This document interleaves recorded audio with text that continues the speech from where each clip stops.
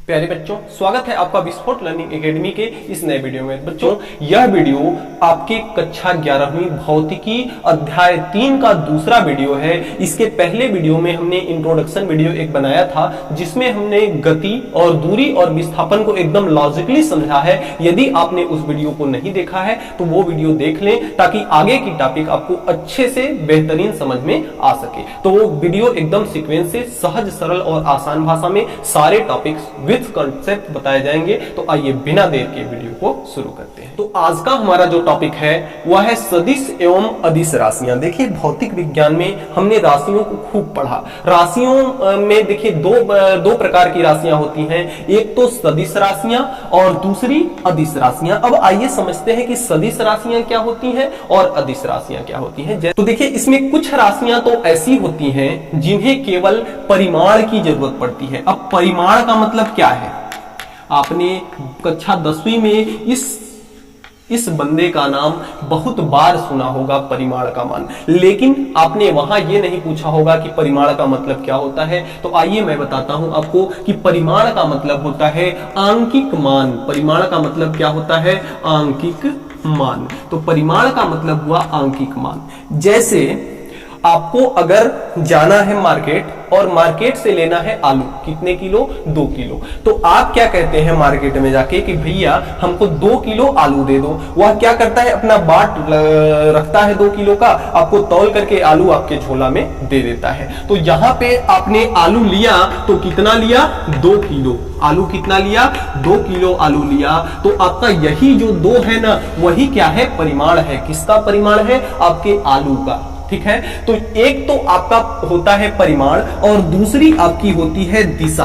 दूसरी आपकी क्या होती है? दिशा। जैसे आपने कहा कि ये अगर चाक पड़ा हुआ है, इस चाक पर मैं इधर से बल लगाया उत्तर की ओर, इस चाक में अगर इधर से बल लगाया उत्तर की ओर 5 न्यूटन का बल, तो यह चाक 5 के स्पीड से चलने लगा। यानी कहने का मतलब इसमें हमने क्या किया? 5 न्यूटन का बल, 5 न्यूटन बल कहां लगाया? उत्तर की ओर। 5 न्यूटन बल कहां लगाया? उत्तर की ओर। तो 5 न्यूटन बल हमने कहां लगाया? उत्तर की ओर। तो यह चाक क्या किया? गतिमान हो गया, चलने लगा। अब इसमें देखिए 2 चीजें हैं। 5 न्यूटन जो है आपका, यह तो आपका है परिमाण, लेकिन यहां पे जो उत्तर की ओर लिखा हुआ है, यह क्या है? यह आपकी है दिशा। तो देखिए, यहाँ पे भौतिक विज्ञान में हम जितनी भी राशियां पढ़ते हैं, उसमें से कुछ राशियां तो ऐसी होती हैं जो कि केवल परिमाण से ही उनका काम चल जाता है, लेकिन कुछ राशियां ऐसी होती हैं जिनके लिए परिमाण भी चाहिए और दिशा भी चाहिए। जैसे देखिए, आपने आलू लिया, तो आप आलू अगर लिए 2 किलो, तो आप मार्केट में ये जाके नहीं ना कहते हैं कि भैया हमको 2 किलो आलू पूरब की दिशा में दे दो। ऐसा नहीं कहते ना, बस आप कहते हैं कि 2 किलो आलू दे दो। 2 किलो आलू का मतलब आप इसमें क्या प्रदर्शित कर रहे हैं? द्रव्यमान को। ये क्या प्रदर्शित कर रहे हैं? द्रव्यमान को। यानी कि द्रव्यमान क्या है? एक भौतिक राशि है, लेकिन भौतिक राशि द्रव्यमान को व्यक्त करने के लिए हम देख रहे हैं इसमें दिशा की कोई जरूरत नहीं है। आलू लेने जाते हैं तो हम ये नहीं कहते फला दिशा में हमें दे दो। तो द्रव्यमान को व्यक्त करने के लिए हमें दिशा की कोई जरूरत यहां नहीं पड़ रही है। तो यहाँ पे जो द्रव्यमान है, जिस राशि को प्रदर्शित करने के लिए हमें दिशा की जरूरत न पड़े, केवल परिमाण की जरूरत पड़े, वह कौन सी राशि कहलाती है? अदिश राशि कहलाती है। कौन सी राशि कहलाती है? अदिश राशि कहलाती है। परिभाषा लिखेंगे कि वे भौतिक राशियां जिन्हें व्यक्त करने के लिए केवल परिमाण की जरूरत होती है, दिशा की कोई जरूरत नहीं होती, उन्हें हम क्या कहते हैं? अदिश राशियां कहते हैं। दूसरा नंबर सदिश राशियां। जैसे अगर हमें बल को प्रदर्शित करना हुआ, बल क्या है? बल भी एक भौतिक राशि है। बल क्या है? एक भौतिक राशि है। और भौतिक राशि बल को प्रदर्शित करने के लिए हमें दो चीजों की जरूरत पड़ रही है। कौन कौन सी? एक तो कितना बल लगा रहे हैं। अगर इस चाक को हमें गति कराना है तो इस चाक पर हम कितना बल लगा रहे हैं, और यह चाक अगर गति कर रहा है तो वह किस दिशा में कर रहा है। यानी कि बल को व्यक्त करने के लिए हमें परिमाण और दिशा दोनों की आवश्यकता होती है। इसलिए बल कैसी राशि है? सदिश राशि है। बल कैसी राशि है? सदिश राशि है। तो बल सदिश राशि किसे कहते हैं? सदिश राशि किसे कहते हैं कि वे राशियां जिन्हें व्यक्त करने के लिए हमें केवल हमें परिमाण और दिशा दोनों की आवश्यकता पड़ती है। वे भौतिक राशियां जिन्हें व्यक्त करने के लिए, परिभाषा लिखिए कि वे भौतिक राशियां जिन्हें व्यक्त करने के लिए हमें परिमाण और दिशा दोनों की आवश्यकता होती है, वे राशियां क्या कहलाती हैं? सदिश राशियां कहलाती हैं। तो बल यहाँ पे क्या है? सदिश राशि है। बल क्या है? सदिश राशि है। जैसे यहाँ पे अदिश राशि में द्रव्यमान हो गया, दूरी हो गया, ये सब क्या है? अदिश राशि है। और बल इसमें क्या हो गया? विस्थापन क्या है? आपका सदिश राशि है, तो ये विस्थापन हो गया। आगे भी बताते चलेंगे, जैसे जैसे आपकी भौतिक राशियां आएंगी मैं एक्सप्लेन करता जाऊंगा कि हाँ ये अदिश राशियां हैं कि सदिश राशियां हैं। तो इस प्रकार से हम सदिश और अदिश राशियों को समझ सकते हैं। अगला आपका टॉपिक है एक समान व असमान गति। तो एक समान गति और असमान गति क्या क्या होती है, आइए इसको समझते हैं। सबसे पहले चीज की हमने गति को समझा था इसके पहले वीडियो में। गति के बारे में हमने बताया था कि यदि कोई वस्तु हर एक समय में यानी समय के साथ साथ अपने स्थिति को बदलती है, जैसे मैं अगर यहां खड़ा हूं, एक सेकेंड बाद यहां, दूसरे सेकेंड बाद यहां, तीसरे सेकेंड बाद यहां, यानी कि मैं क्या कर रहा हूं? समय के साथ साथ अपनी स्थिति को क्या कर रहा हूं? बदल रहा हूं। तो जो वस्तु समय के साथ साथ अपनी स्थिति को बदलती है वह वस्तु क्या कहलाती है? गति की अवस्था में होती है। अब देखिए गति यहाँ पे क्या है? एक तो असमान, एक समान है और दूसरा असमान है। तो देखिए ये गति दो प्रकार से हो सकती है। कोई भी वस्तु अगर समय के साथ अपने दिशा को बदल रही है तो यह दो प्रकार से हो सकती है। कैसे कैसे? एक समान गति किसे कहते हैं? सबसे पहले हम एक समान पे आते हैं कि जो एक निश्चित समय में निश्चित समय में अगर निश्चित दूरी तय करती है, कोई अगर वस्तु है जो निश्चित समय में निश्चित दूरी तय करती है, निश्चित समय में निश्चित दूरी, तो वह क्या कहलाती है? एक समान गति कहलाती है। जैसे देखिए कि अगर कोई वस्तु है एक सेकेंड में, वह अगर मान लेते हैं कि वह 10 मिनट के समय में अगर वह 1 किलोमीटर जाती है, पहले 10 मिनट में 1 किलोमीटर, दूसरे 10 मिनट में फिर से 1 किलोमीटर, तीसरे 10 मिनट में फिर से 1 किलोमीटर जाती है। यानी कि समय क्या है? समान है। तो समान समय में या निश्चित समय में समान दूरी यानी निश्चित दूरी तय करे। समान समय में अगर कोई वस्तु समान समय में समान दूरी तय करती है, इसको थोड़ा सा हम ऐसे भी लिख सकते हैं, समान समय में कैसी दूरी तय करनी चाहिए? समान दूरी तय करे। कोई वस्तु अगर गतिशील है और समान समय में समान दूरी तय कर रही है तो वह कहा जाएगा कि कौन सी गति कर रही है? एक समान गति कर रही है। लेकिन कोई वस्तु अगर ऐसी है कि पहले 10 मिनट में वह 20 किलोमीटर जाती है और दूसरे 10 मिनट में वह 2 किलोमीटर जाती है और तीसरे 10 मिनट में वह 5 किलोमीटर जाती है, तो यहाँ पे हम ये देख रहे हैं कि समय तो समान लग रहा है, लेकिन यह वस्तु जो चल रही है वह दूरी में अंतर है। तो जो वस्तु समान समय में अगर असमान दूरी तय करे, समान समय में असमान दूरी तय करे तो वह क्या कहलाती है? असमान गति कहलाती है। यदि वस्तु गति इस प्रकार से कर रही है कि वह समान समय में असमान दूरी तय करती है तो वह असमान गति कहलाती है। अगर कोई वस्तु समान समय अंतराल में समान दूरी तय करती है तो वह क्या कहलाती है? एक समान गति कहलाती है। तो हमारा अगला टॉपिक है चाल तथा वेग। अगला टॉपिक हमारा क्या है? चाल तथा वेग। आपने बचपन से ये सूत्र पढ़ते आ रहे हैं, चाल बराबर दूरी बटा समय, चाल बराबर दूरी बटे समय। इसी सूत्र से मैं चाल की आपको 3-4 परिभाषाएं बताएंगे और ऐसा परिभाषा बताऊंगा कि यकीन मानिए कि जिंदगी में कभी नहीं भूलेगा अगर आप थोड़ा सा कॉन्सेप्ट को पकड़ेंगे तब। सबसे पहला चीज कि यहां पे देखिए चाल बराबर क्या है? दूरी बटे समय। चाल बराबर क्या है? दूरी बटे समय। तो जो फिजिक्स की स्टैंडर्ड परिभाषा बनाई जाती है वह कैसे बनाई जाती है? हर में जो कुछ भी हो, नीचे जो कुछ भी हो, उसको हम क्या मान लेते हैं? एक मान लेते हैं। तो यहां समय है तो हम समय को मान ले रहे हैं कितना? 1 सेकेंड।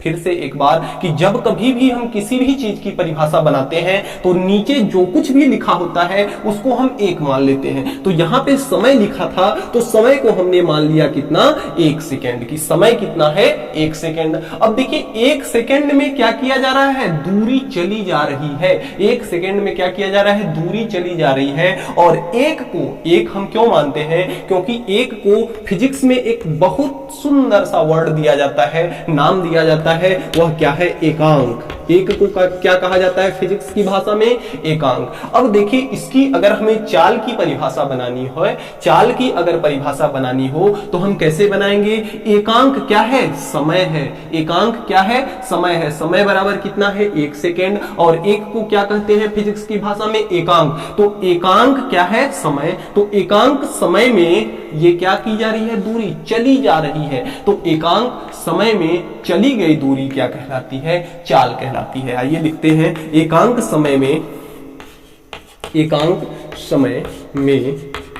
चली गई दूरी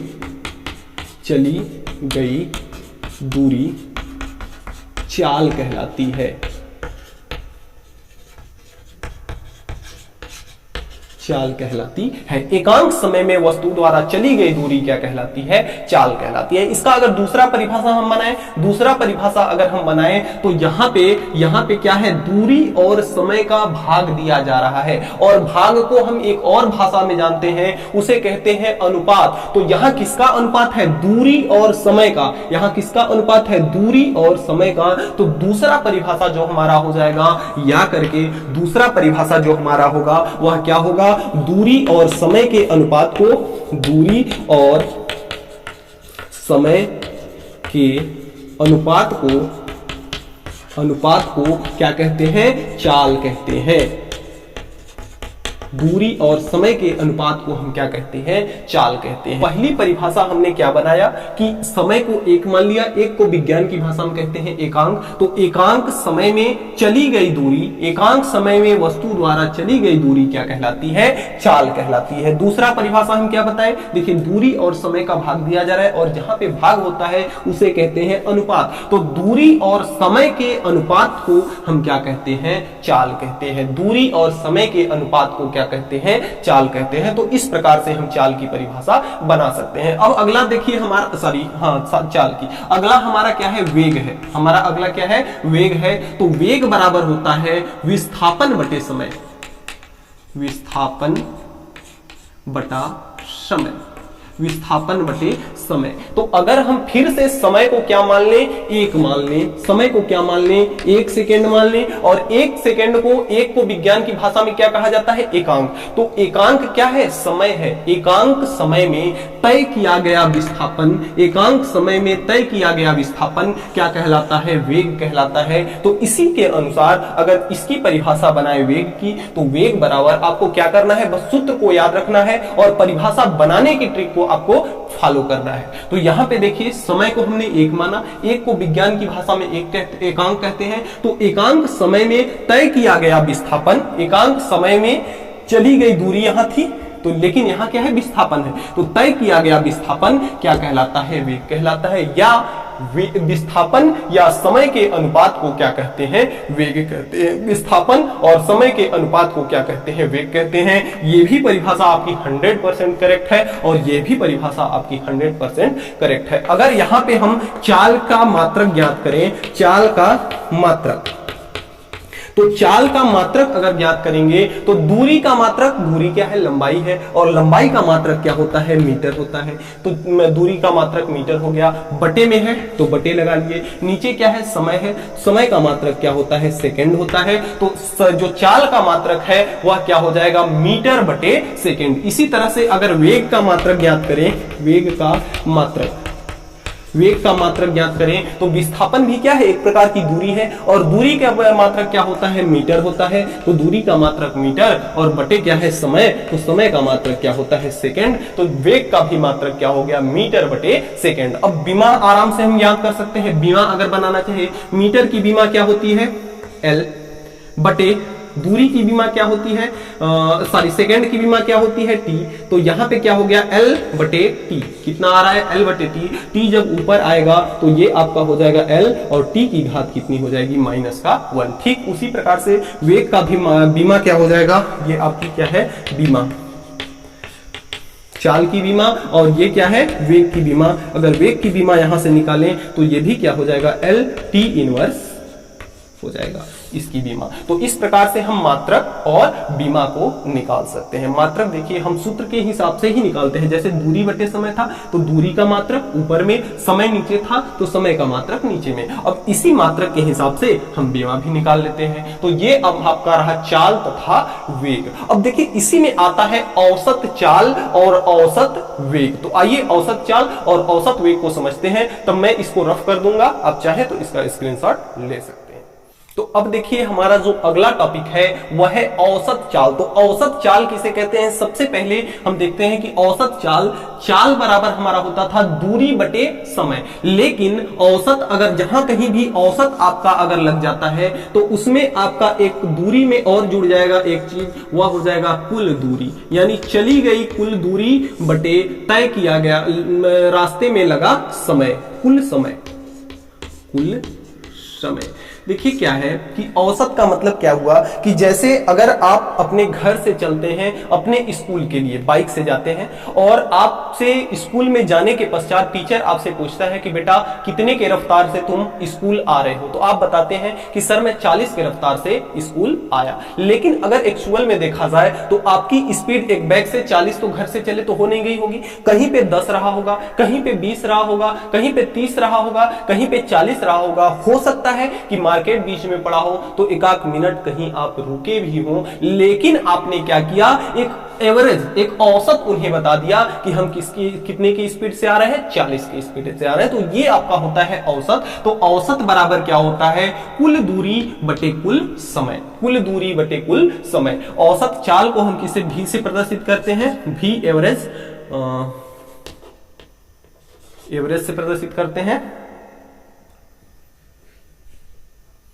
या इसको हम भी बार से भी दिखा देते हैं औसत को। तो भी बार बराबर आपका हो जाएगा कुल दूरी यानी डेल्टा एस बटे कुल समय यानी डेल्टा टी। तो ये आपका हो गया औसत चाल। अब अगला जो आता है आपका वह होता है तात्क्षणिक,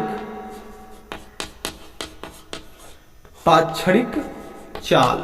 वह क्या होता है, तात्क्षणिक चाल। अब देखिए औसत चाल तो हमने आपको बताया कि आपने अपना स्पीड एक औसत जोड़ करके बता दिया कि मैं इतने की रफ्तार से आ रहा हूं। अब देखिए समझते हैं तात्क्षणिक चाल क्या होता है। तात्क्षणिक चाल, तात्क्षणिक का मतलब होता है किसी विशेष समय पर, तात्क्षणिक का मतलब होता है किसी विशेष समय पर। मान लेते हैं आप अपने घर से चले और स्कूल के लिए जा रहे हैं, अचानक रास्ते में पापा का फोन आ जाता है और बोलते हैं कि अपने उसमें किलोमीटर वाले मीटर में देख करके बताओ कि कितने स्पीड में तुम्हारी गाड़ी है। अब तुरंत देखते हैं और बताते हैं कि आपकी गाड़ी कितनी की स्पीड में है, 40 के स्पीड में है। यानी एक विशेष समय पर आपने बताया कि एक विशेष समय पर, यानी कि जब फोन आया तभी आपने देखा और बताया कि कितना है, 40 के स्पीड से है। लेकिन यहां पे क्या था, आपने एक औसत पूरे स्पीड का एवरेज निकाल करके पूरे स्पीड का औसत आपने बता दिया था यहां पर कि 40 है। लेकिन जब आपका वहां पिताजी का फोन आता है तो एक्चुअल में आपकी जो स्पीड रहती है उस स्पीड को जब आप देख करके बताते हैं तो उसे हम कहते हैं तात्क्षणिक चाल। उसे हम क्या कहते हैं, तात्क्षणिक चाल। तो यहां पे देखिए तात्क्षणिक चाल का अगर हम सूत्र बनाए तो इसमें हम तात्क्षणिक चाल में क्या यूज करते हैं, लिमिट यूज करते हैं। और लिमिट यहां पे हम ले लेते हैं समय, एक विशेष समय पर। तो यहां पे हम t टेस्ट टू कितना लिखते हैं, 0। t टेस्ट टू कितना लिखते हैं, 0 लिखते हैं। और इनटू में आपका हो जाता है यहाँ ds बटे, ऊपर में दूरी है तो ds बटे क्या हो जाता है, dt हो जाता है। तो ये आपका क्या होता है, तात्क्षणिक चाल का। यानी कि अगर उस विशेष समय पर समय के सापेक्ष अगर इसका अवकलन कर देंगे, कुल दूरी का अवकलन कर देंगे, किसके रिस्पेक्ट में, समय के रिस्पेक्ट में, तो वह आपका जो निकल के आएगा वह क्या होगा, तात्क्षणिक चाल होगा। वह क्या होगा, तात्क्षणिक चाल होगा। तो इस तरह से हम औसत चाल और तात्क्षणिक चाल को समझ सकते हैं। चाल की अगर और हम बात करें तो यहां पे देखिए चाल के साथ क्या आया हुआ है, दूरी आया हुआ है, और दूरी कैसी राशि है, अदिश राशि है। दूरी कैसी राशि है, अदिश राशि है। तो चाल भी आपकी कैसी राशि होगी, चाल भी आपकी कैसी राशि होगी, अदिश राशि होगी। चाल आपकी कैसी राशि होगी, अदिश राशि होगी। अब आइए देखते हैं कि वेग के बारे में कुछ और। तो अगर हम औसत वेग की बात करें, औसत वेग की बात करें तो जिस प्रकार से औसत चाल में कुल दूरी बटे कुल समय था, यहां पे आपका हो जाता है कुल विस्थापन बटे कुल समय, कुल विस्थापन बटे कुल समय। तो औसत वेग बराबर आपका हो जाता है कुल विस्थापन बटे कुल समय। तो इस प्रकार से हम औसत वेग निकाल सकते हैं। इसी प्रकार से तात्क्षणिक वेग यानी किसी समय विशेष पर अगर आपसे पूछा जाए वेग का मान तो वह क्या कहलाता है, तात्क्षणिक वेग। अब देखिए इसमें आपका क्या आया हुआ है, विस्थापन, और विस्थापन कैसी राशि है, सदिश राशि है। तो इसलिए आपका जो वेग होता है वह कैसी राशि है, सदिश राशि है। विस्थापन वेग कैसी राशि है, सदिश राशि है। अब देखिए अगर बात करें हम एक समान वेग की, एक समान वेग की बात अगर करें तो एक समान वेग क्या होता है कि अगर कोई वस्तु समान समय अंतराल में, नीचे क्या है, समय है, अगर समान समय अंतराल में समान विस्थापन तय करती है, समान समय अंतराल में समान विस्थापन तय करती है, यानी समान समय अंतराल में उसका वेग समान रहता है कि अगर वह वस्तु अगर 10 सेकेंड में, पहले 10वें सेकेंड में अगर 10 के रफ्तार से चल रही है, अगर पहले 10 सेकेंड में अगर 20 के रफ्तार से चल रही है, 20 किलोमीटर प्रति सेकंड के रफ्तार से चल रही है, या 20 मीटर प्रति सेकंड के रफ्तार से चल रही है, जो वेग का मात्रक होता है वह क्या होता है, मीटर प्रति सेकंड। तो अगर पहले 10 सेकंड में वह 20 मीटर प्रति सेकंड है, दूसरे 10 सेकंड में वह फिर से 20 मीटर प्रति सेकंड है, अगर अगले 10 सेकंड में फिर से अगर 20 मीटर प्रति सेकंड है, तो वह मानी जाएगी कि वह वस्तु जो है एक समान वेग से क्या कर रही है, गतिमान है। ठीक उसी प्रकार से असमान वेग, एक होता है आपका असमान वेग।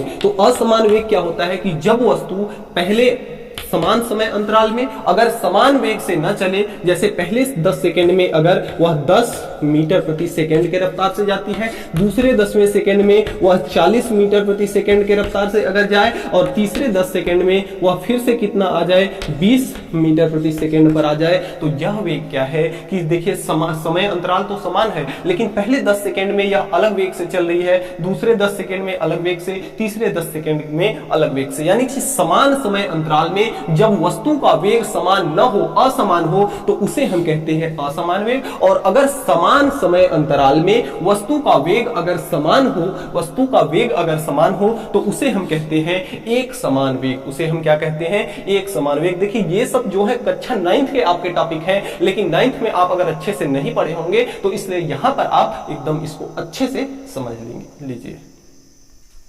तो प्यारे बच्चों, आज के वीडियो में इतना ही। हमें उम्मीद है कि आज हमने जो भी पढ़ा आपको अच्छे से समझ में आया होगा। फिर भी कहीं पे किसी भी प्रकार का कोई डाउट है तो आप नीचे कमेंट बॉक्स में कमेंट करके हमें जरूर बताएंगे, आपकी प्रॉब्लम को सॉल्व किया जाएगा। तो मिलते हैं नेक्स्ट वीडियो में नेक्स्ट टॉपिक के साथ नेक्स्ट डे। तब तक के लिए गुड बाय।